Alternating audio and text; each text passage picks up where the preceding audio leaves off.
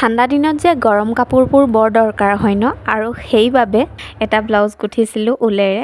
কেনেকুৱা হ'ল শেষলৈকে চাব, তেতিয়াহে আপোনালোকে ধৰিব পাৰিব কেনেকুৱা বনিলে। গতিকে সকলোকে স্বাগতম জনাইছোঁ মোৰ পুনৰ অন্য এটি ভিডিঅ'লৈ। মোৰ ফ্ৰণ্ট পাৰ্টটো ৰেডি হৈ গ'ল আৰু এইফালে হৈছে বেক পাৰ্টটো। তাৰপিছতে জইন কৰিম বেক পাৰ্ট আৰু ফ্ৰণ্ট পাৰ্টটো, আৰু এইফালে স্লিভছ লগাব লাগিব, আৰু এইকেইটা হৈছে সেই হাতকেইটা। তাৰপিছতে মই ফ্ৰণ্ট পাৰ্ট আৰু বেক পাৰ্টটো জইন কৰি লৈছোঁ। এনেকুৱা ধৰণৰ ব্লাউজেই হওক বা চুৱেটাৰেই হওক গুঠিবলৈ কিন্তু বহুত সময়ৰ প্ৰয়োজন হয়। এইফালে এতিয়া ফ্ৰণ্ট পাৰ্ট আৰু বেক পাৰ্ট জইন হৈ গ'ল, আৰু এয়া হৈছে এইটো ব্লাউজটো।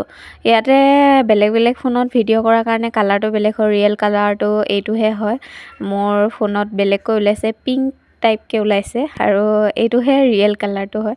এইটো কি কালাৰ বুলি কয় ময়ো নাজানো, কিন্তু মোৰ ইয়াত গুলপীয়া ধৰণৰ হৈ গৈছে। এয়া সম্পূৰ্ণ একেবাৰে মই জইন কৰাৰ পাছত এয়া হৈছে, আৰু মই পিন্ধিও দেখুৱাম। এয়া মাৰ কাৰণে বনোৱা হৈছে, কিন্তু মোৰ কাৰণেও হৈ যাব। মানে ঊলটো বস্তুটো বহল কৰি দিলে মানে এইটো বহল হৈ যায়। আৰু এইফালে হৈছে বেক চাইডটো, আৰু এইফালে মই পিন্ধি লৈছোঁ। এয়া চাওক, আৰু এনেকুৱা ধৰণৰ চোলাবোৰ বহুত লাগে, ঠাণ্ডা দিনত ভাল লাগে। আৰু এইফালে হৈছে বেক চাইডটো। কেনেকুৱা লাগিলে ভিডিঅ'টো নিশ্চয় জনাব, আৰু আপোনালোকে লাগিলে অৰ্ডাৰ কৰিব পাৰিব।